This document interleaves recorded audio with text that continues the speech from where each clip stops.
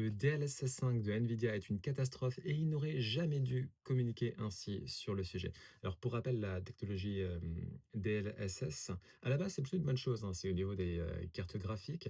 DLSS 3 et surtout DLSS 4, c'est pas mal pour tout ce qui est upscaling, interpolation. Ça va permettre de faire en sorte qu'un jeu soit mieux rendu en termes de résolution notamment.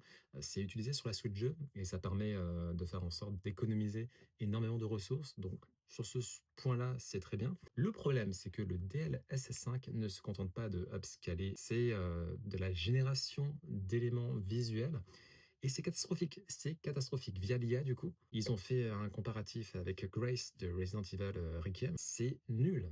On aurait dit une sorte de filtre Snapchat, filtre IA, première version, dégueulasse, tout est lissé. C'est nul. C'est tout simplement nul. Ça va pas, parce que ça respecte pas du tout la direction artistique de base. Et de manière générale, que ça soit sur les visages ou même sur le décor, hein, l'éclairage, les textures, tout ça, c'est pensé en amont par les développeurs. Et je sais pas pourquoi ils ont fait cet exemple de Resident Evil. Je suis quasiment sûr que les développeurs de Capcom ne seraient pas partis sur cette Grace qui est totalement pas Grace, hein, c'est une nouvelle personne.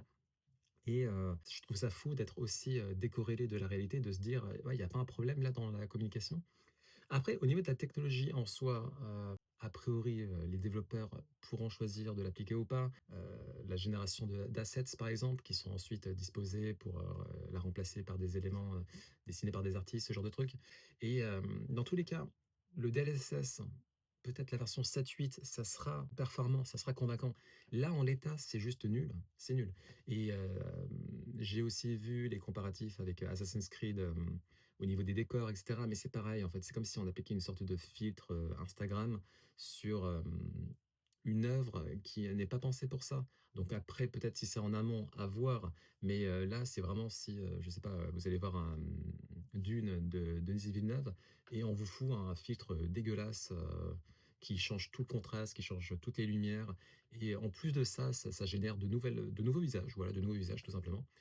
Et de nouveaux éléments, voilà, des artefacts par-ci par-là, le costing. C'est nul, c'est nul.